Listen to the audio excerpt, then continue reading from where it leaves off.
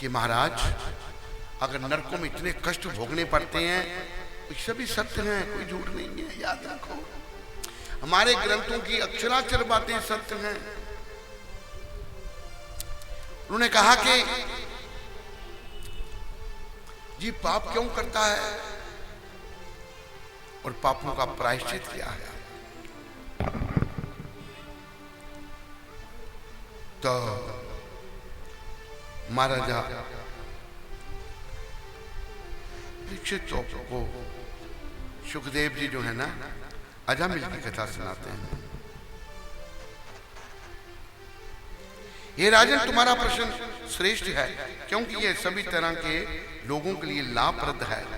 ये विष्णुदत्त, यदि मनुष्य अपनी मृत्यु से पहले मन वचन तथा शरीर के किए गए पापों का प्रायश्चित नहीं कर लेता तो वह मृत्यु के बाद अवश्य ही नरकों में जाता है और भीषण कष्ट उठाता है।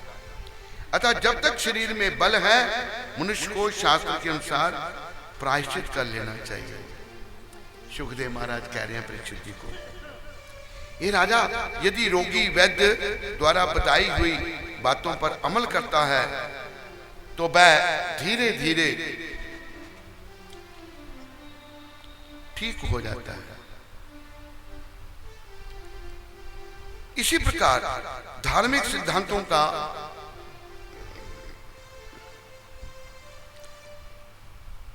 जानकर धीर तथा श्रद्धावान व्यक्ति अपने मन वचन तथा शरीर के किए गए सारे पापों से स्थायी रूप से शुद्ध हो जाता है।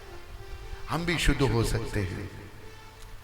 पाप कर्म बांस के पेड़ के नीचे की लतरों की सूखी पत्तियों के समान है, जिन्हें आग से जलाया जाता है, फिर भी उनकी जड़ें समय पाकर फिर उगाती हैं। इसी प्रकार पाप तो नष्ट हो जाता है, परंतु उनकी जड़ें रूपी पाप पूर्ण इच्छा उसके हृदय से विनष्ट नहीं होती। प्रामाणिक भक्त की सेवा में लगातार यह सीख लेता है कि अपना जीवन किस तरह श्री कृष्ण के चरणों में लगाना चाहिए, तो वह पूर्ण रूप से शुद्ध हो जाता है। तपस्या, ब्रह्मचर्य और प्रायश्चित के दूसरे साधनों से यह पापी पूर्ण रूप से शुद्ध नहीं हो पाता। अतः यदि कोई नरक में गिरने से अपने आप को बचाना चाहता है तो उसे पूरी तरह से श्री कृष्ण की शरण में जाना चाहिए। सुखदेव जी कह रहे हैं। इस संबंध में श्रील सुखदेव गोस्वामी एक प्राचीन ऐतिहासिक घटना का वर्णन करते हैं, जिसमें भगवान विष्णु तथा यमराज के दूतों का वार्तालाप है। तो सुखदेव जी अजामिल की कथा सुनाते हैं। अजामिल जो था वो एक ब्राह्मण था, कर्मकांडी ब्राह्मण, बड़ा वेद पाठी कर्मकांड। तो वो वन में जा रहा था, वन में जा रहा था कुछ यज्ञ करने के लिए, सामदी, दुर्वा, कुशा घास लेने के लिए। वन में सब कुछ मिलता है। जब वो जा रहा था तो रास्ते में उसने क्या देखा? एक वैश्या, एक शूद्र, दोनों गंदा व्यवहार कर रहे हैं। देखो विदेशों में ये चीजें आम थी, भारत में भी ये शुरू हो रहा है। ये अच्छा नहीं, ये तरक्की नहीं है, ये त्रटी है, ये नरक में जाने का द्वार रास्ता है। तो अजामिल ने बड़ा प्रयास किया उस वैश्य से अपने मन को हटाने का, लेकिन वो नहीं हटा सका। ऐसे भक्त भगवदास जी ने भी जोड़े हैं। ये तो भारत में अगर गौवध बंद नहीं हुआ ना, हम सब लोग बंद हो जाएंगे, क्योंकि गौ एक ऐसा पशु है जिसका मल मूत्र भी पवित्र है। ऐसे पशु को मारना महापाप है, इससे बड़ा कोई पाप नहीं है। और हम सब हिंदुओं का, सनातनियों का ये कर्तव्य बनता है कि हम गौ माता की रक्षा करें, गौ माता की सेवा करें। देखो ये बड़ा भोला वाला पशु जिसका पालन स्वयं भगवान ने किया, इसलिए भगवान का नाम गोपाल पड़ा। तो बीच में एक छोटी सी मैं गौ कथा सुना दूं। संत नामदेव बहुत सारे संतों को लेकर के दिल्ली आए, तब यवनों का राज था। तो संत नामदेव बड़े महान भक्त हो गए भगवान को। बोलो संत नामदेव जी महाराज की जय। तो संत नामदेव जी के साथ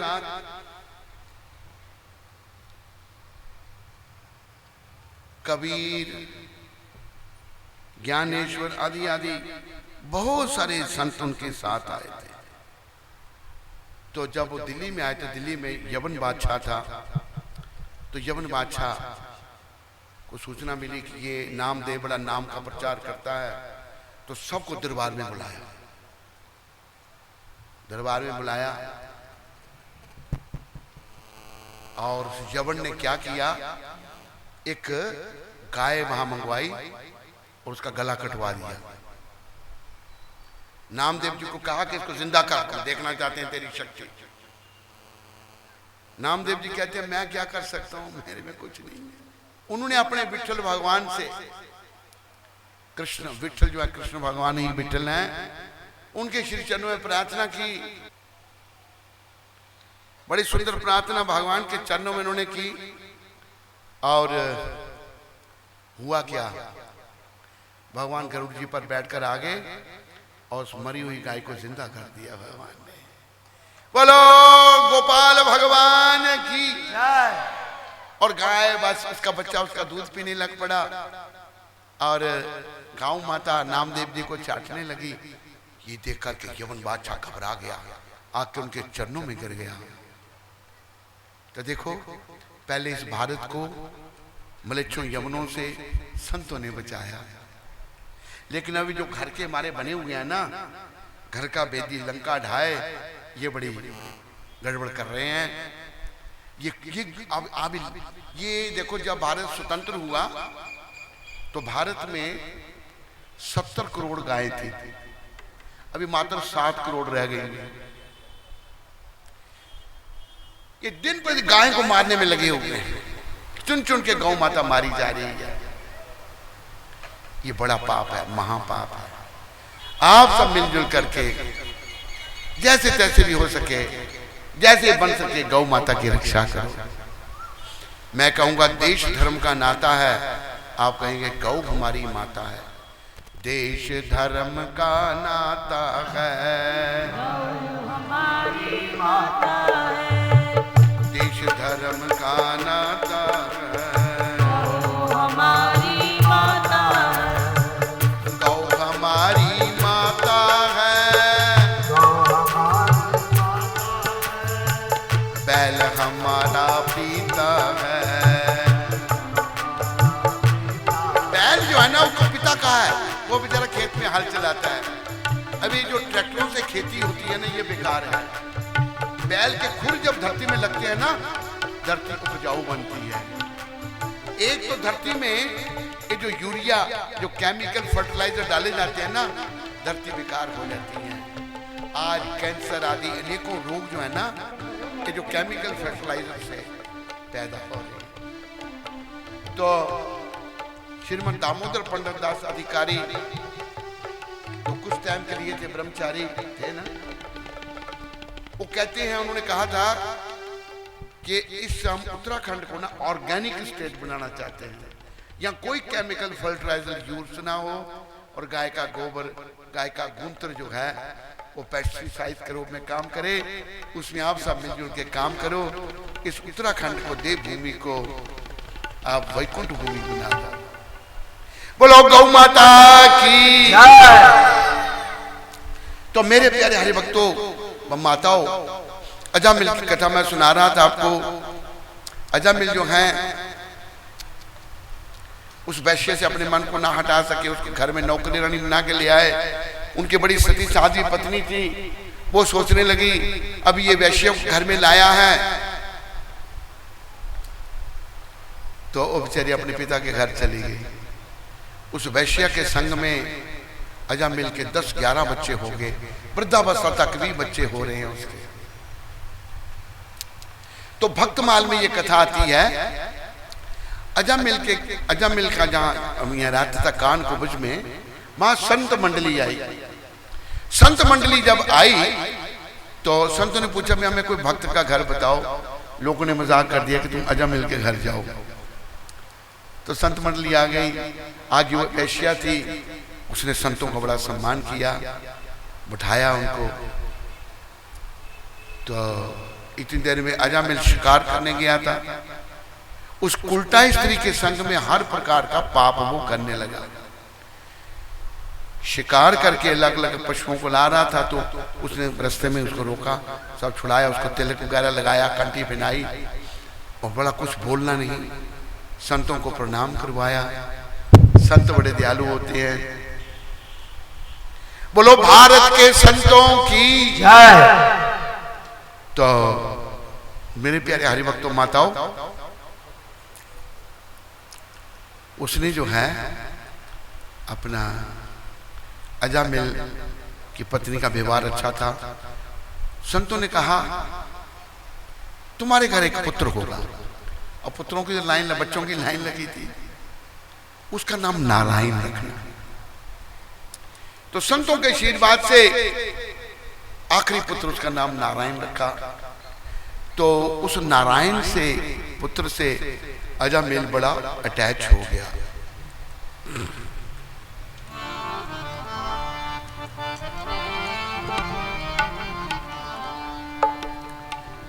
अजामिल ने नारायण बेटे को पुकारा था। अजामिल ने नारायण बेटे को पुकारा था। अजामिल ने नारायण बेटे को पुकारा था। नारायण बेटे को पुकारा था। पापी महान को भी भव सिंधु से तारा था। पापी महान को भी भव सिंधु से तारा। बस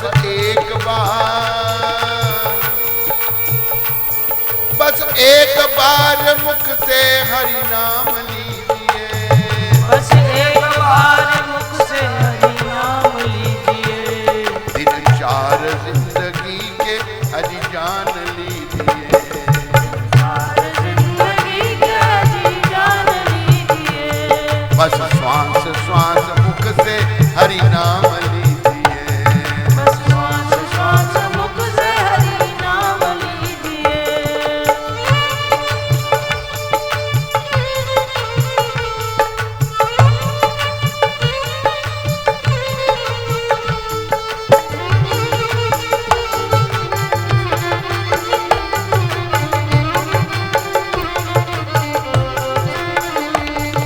प्यारे हरिभक्तों माताओं, क्या हुआ? नारायण इधर आ, नारायण भोजन कर। अजामिल जो बड़ा पापी बन चुका था वैश्या के संग में, बेटे का नाम बार बार लेता था। आकर समय और समुद्र की लहर किसी का इंतजार नहीं करते। अजामिल का आखिरी समय आ गया तो यमदूत आ गए। 3 यमदूत आ गए। जब 3 यमदूत आ गए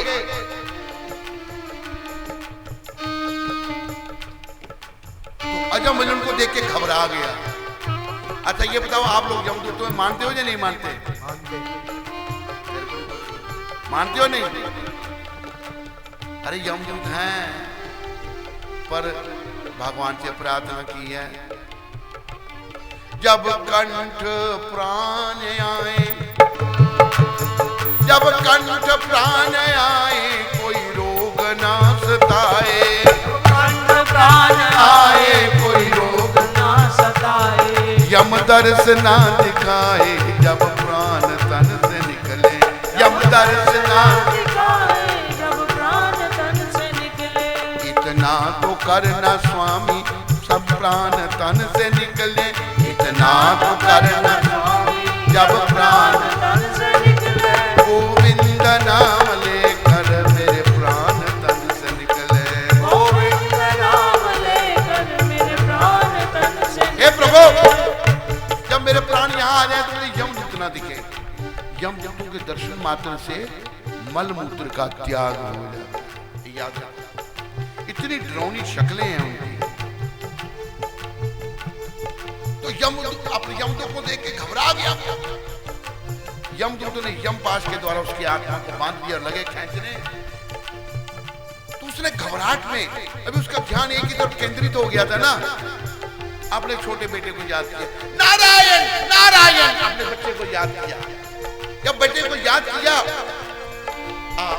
मतलब नारायण नारायण जब कहा, सारे पापों का अंत हो गया। एकदम झट नारायण के दूत विष्णु दूत आ गए। बोलो नारायण भगवान की जय। तुरंत नारायण विष्णु दूत आ गए।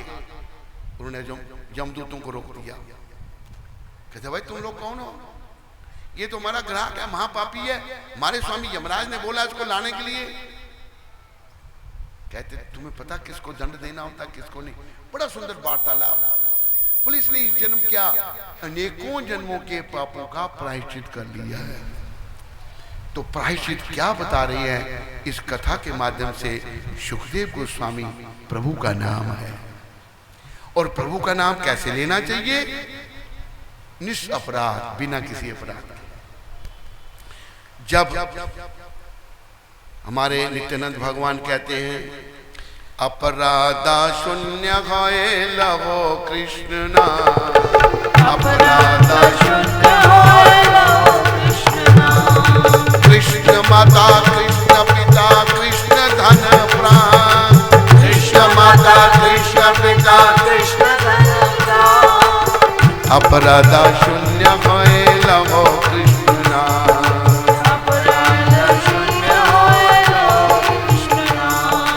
नदिया गद्रू में नित्यानंद महाजन, नदिया गद्रू में नित्यानंद महाजन।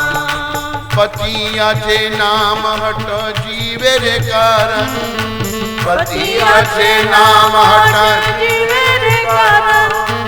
नदिया गद्रू में नित्यानंद महाजन, नदिया गद्रू में नित्यानंद महाजन।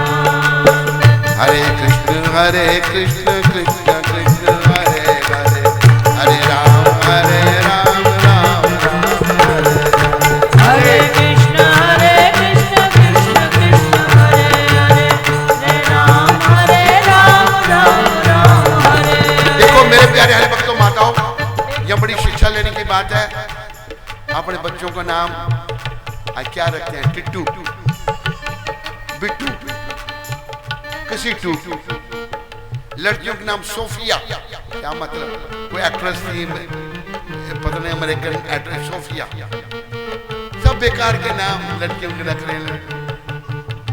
भगवान के नाम रखे जाते थे।